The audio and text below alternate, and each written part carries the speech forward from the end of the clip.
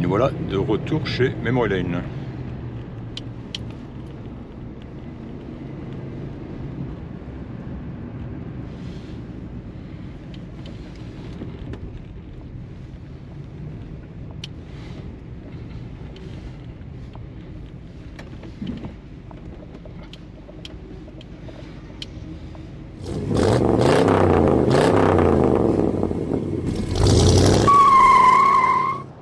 Eh bien salut, Serge d'Orion Classique, au volant aujourd'hui d'une Riviera, Buick Riviera Bowtail de 1972. Alors, changement de plan complet, je suis venu chez Memory Lane ce matin pour en fait payer une autre voiture. Et je voulais faire une vidéo de ce Ford F250 que j'ai brièvement présenté sur ma page Facebook. Or, la batterie était morte, donc c'est tombé à l'eau. Et en allant vers les bureaux, j'ai vu cette Buick. Et surprise, hein, elle n'était pas là la dernière fois que je suis venu, donc elle est arrivée hier en fait.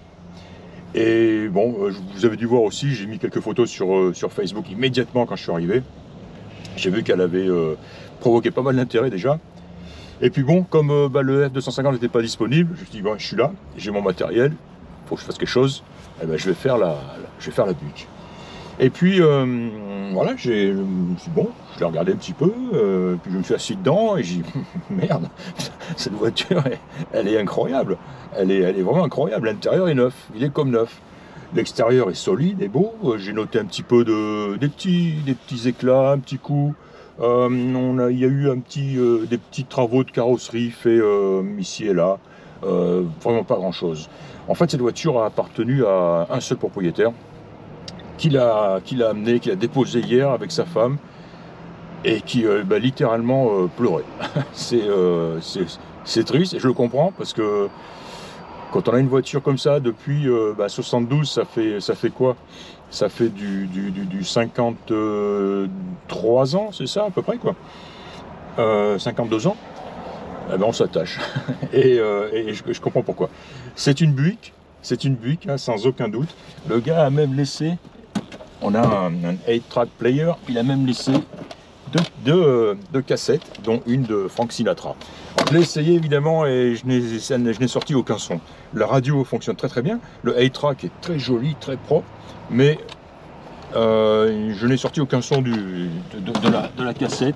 Je n'ai pas entendu Frankie. Bien, ce que je vous propose, c'est d'aller faire un tour avec moi, vraiment la découvrir avec moi. Tout ce que j'en ai fait pour l'instant, c'est prendre des photos. J'ai fait un grand nombre de photos, elle est super photogénique, elle est magnifique. Vous allez voir le coffre, il est comme neuf, la moquette est neuve, la roue de secours d'origine est en place. Il y a une documentation, il y a tout ce qu'on a. Il y a la facture d'origine, fantastique. Vraiment, c'est une voiture qui coche toutes les cases. Le compartiment moteur, splendide. Bon, mais sûr, le bon gros 455 carburateur 4 corps en place, tout propre, magnifique. Voilà, écoutez, j'ai pas de mots pour la décrire, plus que ça, mieux que ça.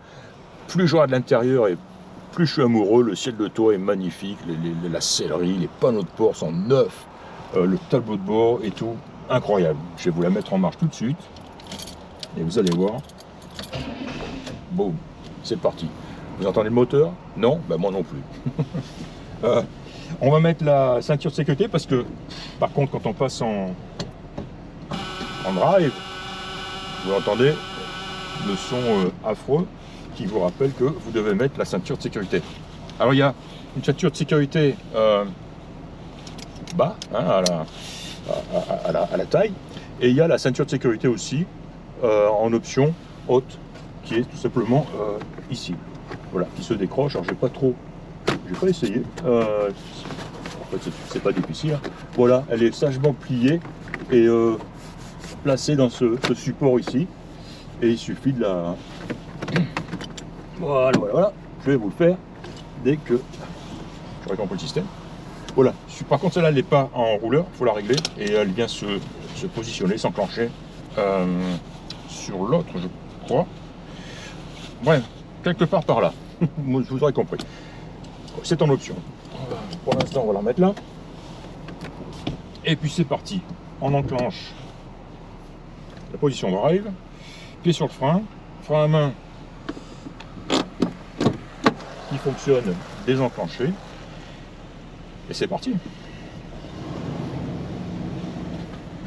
Alors dès les premiers tours de roue, on sent ce flottement qu'on adore, hein, qu'on aime beaucoup sur ce genre de voiture. Elle provoque des sourires immédiatement. Je ne suis même pas encore parti, je n'ai même pas encore quitté le parking, que déjà j'ai des gestes d'appréciation. 4 vitres électriques évidemment qui fonctionnent, je les ai testés. Le chauffage, ventilation fonctionne. Donc pour l'instant, tout ce qui ne fonctionne pas, ce serait le 8-track player. Fantastique, fantastique. Alors j'adore ce petit volant fin de ces années-là, très très fin, très élégant, très délicat. Un klaxon qui fonctionne. Voilà, magnifique. Je vais remonter les vitres latérales en commençant par celle de derrière. Voilà, voilà. Et ensuite, celle de devant. Chose faite. Et alors là, on est dans un silence total. Suspension magnifique. Le moteur tourne bien. Il m'avait dit, tiens, tu verras, elle est un petit peu cold-blooded. Ça veut dire il faut qu'elle chauffe pour qu'elle trouve son ralenti souple et normal et régulier. Et or, bah non, pas du tout. Parce que je l'ai mise en marche ce matin, quand je suis arrivé. Et tout de suite, j'ai trouvé un moteur avec un régulier tout doux, tout bien agréable. Pas de trou à l'accélération. Et en parlant d'accélération, elle est franche, sans aucun doute. Alors oui, j'ai dit un propriétaire, elle a 70 624 miles au compteur. Selon les dires du propriétaire, ce sont les miles d'origine. Elle n'aurait pas, le compteur n'aurait pas tourné. Et les gens de Memory Lane,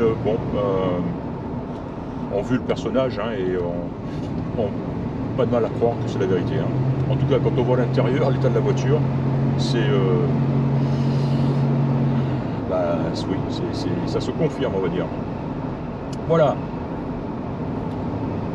On va rouler un petit peu, on va la prendre sur les deux zones, hein, que ceux qui regardent mes vidéos connaissent bien. La première, elle est ici, c'est celle où la route est un petit peu défoncée, bouche d'égout, voilà, nid de poule, etc.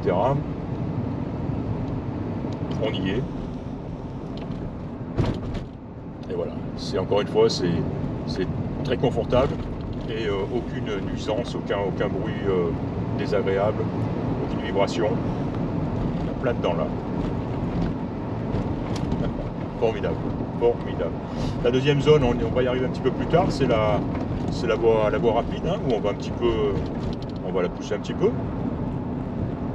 Mais je n'ai aucune crainte là-dessus. Elle semble avoir tous les chevaux nécessaires. Le freinage très puissant, très agréable. La pédale est agréable, ni dur ni molle, et on sent le freinage, on sent la puissance du freinage immédiatement. Au niveau compteur, on a un compteur de vitesse qui fonctionne, une jauge à essence, je la vois, qui fonctionne. On a aussi le sélecteur de vitesse ou la position de la vitesse qui fonctionne. La montre semble fonctionner. Je vois la trotteuse qui trotte, donc on va confirmer. Mais là, il est 12h41. Ben, d'ailleurs, elle est à l'heure, je crois. Parce que je crois que c'est l'heure. La radio fonctionne, chauffage, ventilation fonctionne, je vous le garantis.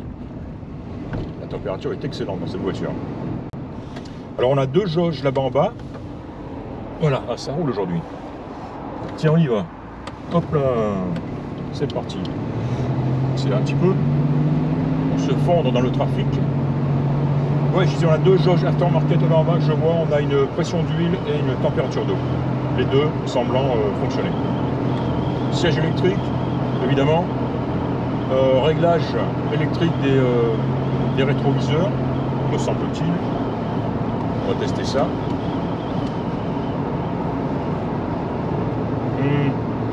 Je le ferai plus tard en ayant les yeux. Enfin, pour l'instant, j'arrive pas à voir si je ne touche peut-être pas la bonne commande tout simplement. On verra ça, à confirmer donc. Voilà. Je vais sortir de la double voie, traverser et la reprendre dans l'autre sens. J'ai pas vraiment vu, pas fait attention à la vitesse à laquelle je l'ai. En tout cas, on était bien engagé dans le flot, donc on devait être un bon 65 bahts, un bon 100 km/h, je pense. Hein. Tiens, je vais tester les clignotants en bout d'aile. Ouais, ça marche. Les petits rappels de clignotants qui sont situés au bout des ailes, donc celui de gauche fonctionne et celui de droite aussi. Ah, quelle surprise! On a un réglage du volant en hauteur. Les essuie-glaces fonctionnent. On a 2 vitesses. Et le washer. Un washer qui fonctionne sur une voiture de 72. Ah, j'ai vu un petit peu d'eau. Faut peut-être amorcer le circuit ou remplir le... Oh, tiens, je vais manquer.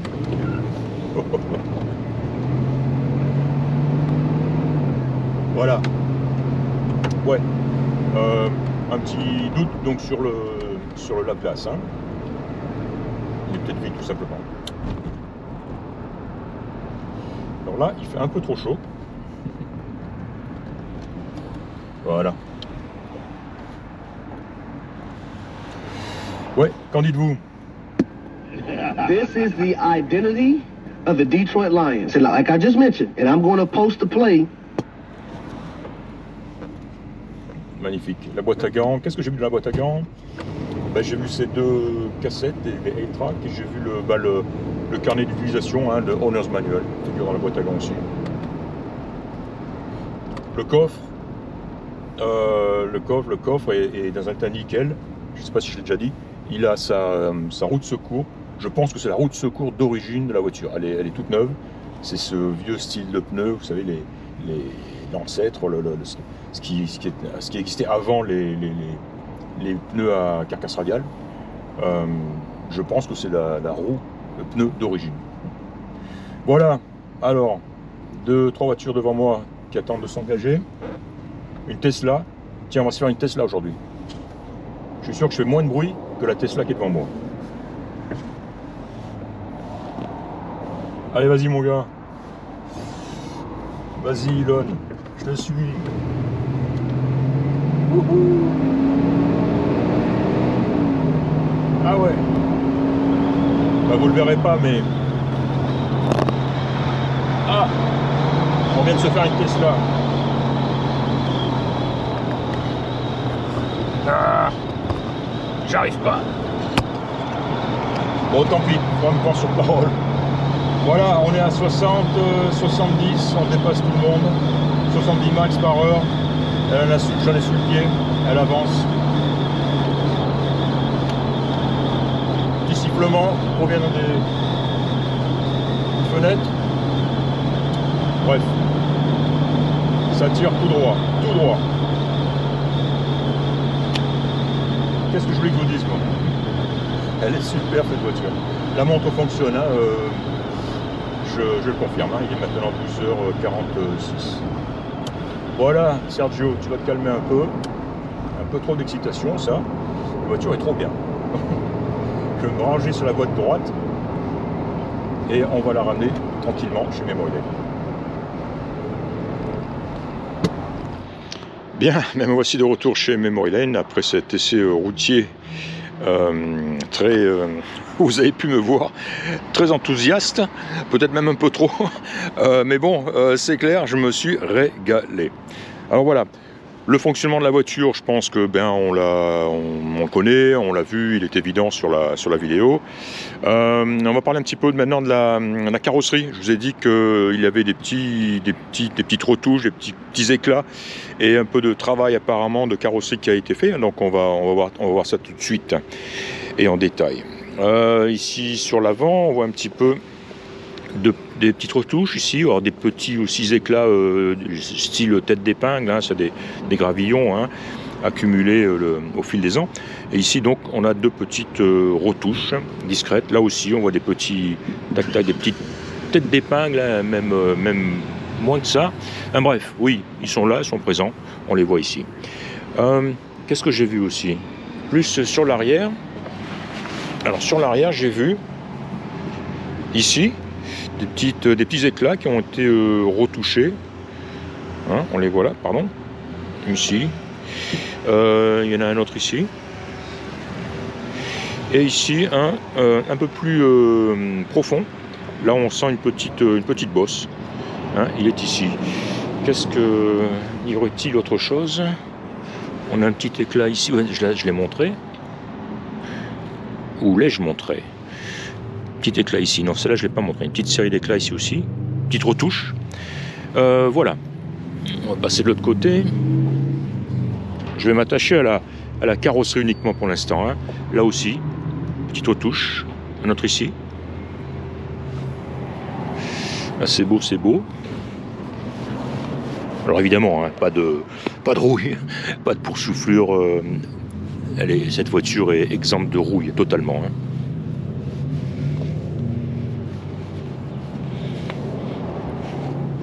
Hop, petite saleté ici. Voilà, c'est parti. Là aussi, hein, c'est de la... Voilà, ces petites traces noires qui vont disparaître. Et la voiture, de toute façon, elle n'a même pas été nettoyée encore. Hein. Encore une fois, je suis arrivé. Elle venue d'arriver et je suis parti avec. Quoi, hein. Donc, en gros, quoi, elle est arrivée hier après-midi. Voilà, hein, pour ce qui est de la carrosserie. Alors, il y a ces petits éclats et il y a aussi, on voit des différences de teintes, de peinture. Je ne sais pas si on les voit sur la vidéo ici. On voit que l'aile avant, gauche, la couleur est légèrement différente de celle de la porte. Donc, qu'est-ce qui a été repris? Est-ce l'aile, est-ce la porte? Je pencherai plutôt pour l'aile. Et d'ailleurs, me semble avoir vu la même chose de ce côté-là. Alors évidemment, là, on le verra moins parce que la voiture est à l'ombre. Mais tout à l'heure, quand elle était exposée, j'ai vu aussi le même phénomène que l'autre côté. C'est-à-dire une différence de teinte légère, hein, très très légère, hein, entre l'aile avant et la porte. Donc oui, elle a subi un petit peu de carrosserie peinture. Ceci dit, les chromes sont en excellent état. On le voit ici, hein, par choc. Les feux sont clairs. Clair, et les chromes sont en excellent état aussi. Les vitres sont en excellent état. Grand pare-brise. Et puis la fameuse vitre arrière, hein, avec sa forme particulière, en excellent état aussi. Hein. Pare-choc arrière, nickel, comme neuf. Les feux aussi. Elle a un petit peu l'éclat des plastiques. Et autre chose qui m'a aussi vraiment impressionné, c'est l'état du vinyle, hein, parce qu'elle a un vinyle de toit. Il est plus que parfait. Il est neuf. Il apparaît comme un vinyle neuf, ce qui est vraiment incroyable. En tout cas, ça prouve une chose, sans aucun doute, c'est une voiture qui a peut-être même jamais passé une nuit hors de son garage. Hein. Ou alors, les nuits sont à compter. Hein. Ce vinyle est en excellent état. Excellent état. On voit aussi tout le chromage, hein, les baguettes autour du pare-brise aussi qui sont en excellent état. Voilà, hein, pour ce qui est de l'extérieur. Alors oui, le rétroviseur, je ne pense pas que celui-ci soit réglable. Non, je vois pas de système à la glace est fixe. Donc il n'est pas réglable de l'intérieur. Il faut venir le régler manuellement ici, ce qui est un petit peu surprenant, étonnant pour une voiture pour une Buick de ce niveau d'équipement. Et le rétroviseur gauche, lui, est réglable de l'intérieur évidemment, mais pas électriquement, hein, par la petite manette ici. Voilà, comme on le voit ici. Hein. Vitres électriques, on les a testés. Les sièges sont réglables électriquement. Petit doute sur leur fonctionnement. Ils m'ont dit chez Memory Lane que non, ça marche. Voilà, vers l'avant. Bon, le système n'est pas des plus certains, des plus sûrs. Ouais, je ne m'avancerai pas sur le fonctionnement des sièges. Donc c'est forcément le siège forward, backward ici, up and down. Donc ça va être que le siège conducteur. Donc si je pousse ici, il doit avancer. Et si je vais vers l'arrière, oui, voilà. Ce qui ne semble pas fonctionner, c'est l'avancée du siège. Hein. C'est un peu dommage. Ah, ça y est, ça marche. Voilà, ça marche, ça marche. Il y a probablement un faux contact.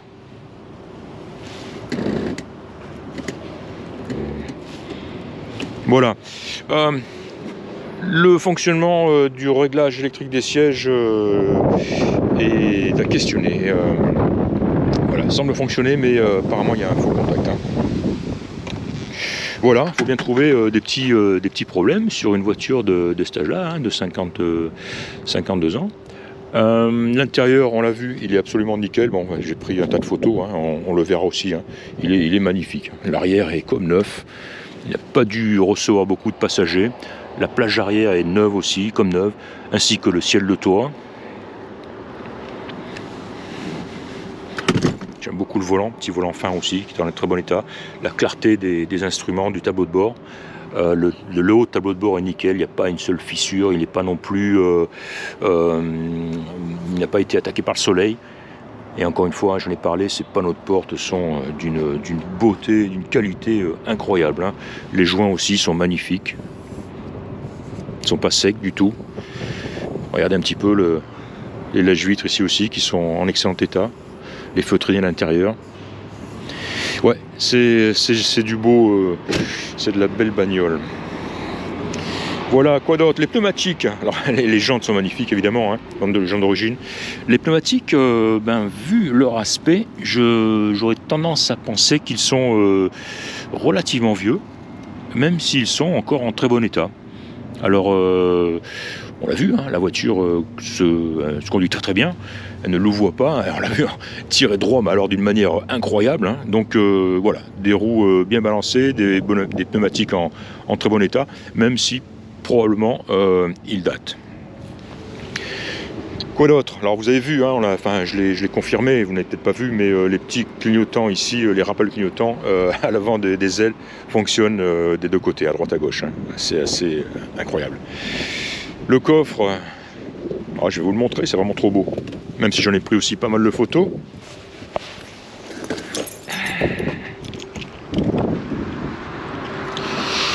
La clé ronde. Toujours la clé ronde.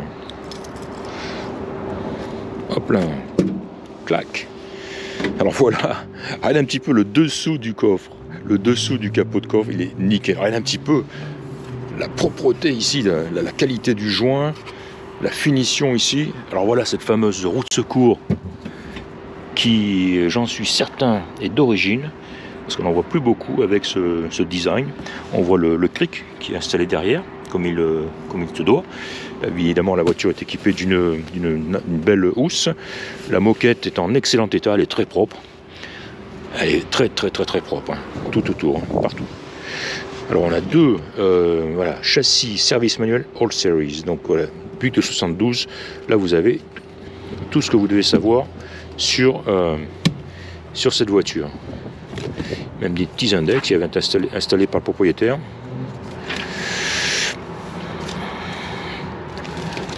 Voilà.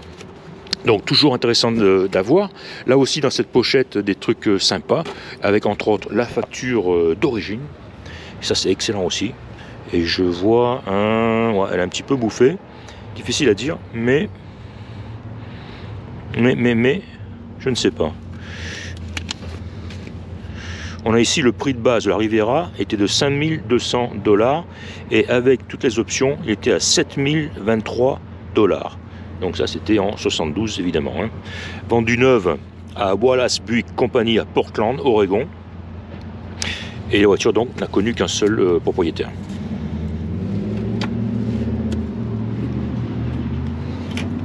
Clac. Alors oui, tout se ferme, tout s'ouvre avec une précision incroyable. Hein. Les portes aussi, alors, elles sont extrêmement lourdes. Clac. Clac. Voilà.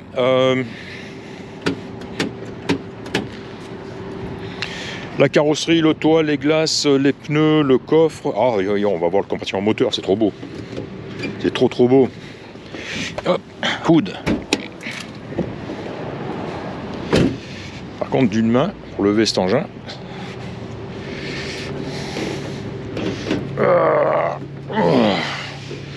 Alors regardez rien que le dessous du capot, il pèse une tonne déjà, mais regardez un petit peu le dessous, l'habillage, il est nickel, et voilà le compartiment moteur, voilà le moteur lui-même.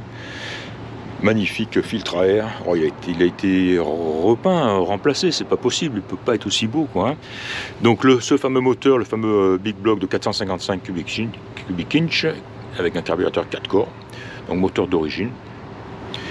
Tiens, j'ai pas vérifié la clim. Je vois que la voiture en est équipée. On voit le compresseur ici, de marque Frigidaire d'ailleurs, et on voit ici, donc il fonctionne toujours au R12, apparemment il n'a jamais été transformé pour accueillir le gaz moderne, le R134A. Voilà, en tout cas tout est beau, tout est sain.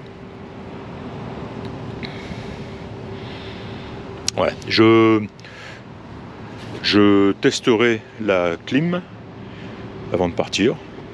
On ne sait jamais, bon généralement sur une voiture 72 avec du R12, il y a très peu de chances que ça fonctionne, mais on va quand même tester. Je vois qu'il y a du liquide lave-glace. Il n'est simplement pas allé jusqu'au gicleur. Pourtant le système est en place, ainsi que il doit y avoir une pompe associée au système d'essuie-glace. Voilà, en tout cas c'est bien, c'est en place. Voilà. Fantastique. Et bien écoutez, je vais arrêter cette longue vidéo. Encore une fois, je pense que vous aurez senti à quel point j'aime cette voiture. Et je suis content d'être venu chez Mémorienne aujourd'hui. C'était donc Serge d'Orion Classique. Je vous remercie de m'avoir écouté, d'être allé jusqu'au bout éventuellement. Et je vous dis, je donne rendez-vous à la prochaine inspection. Au revoir.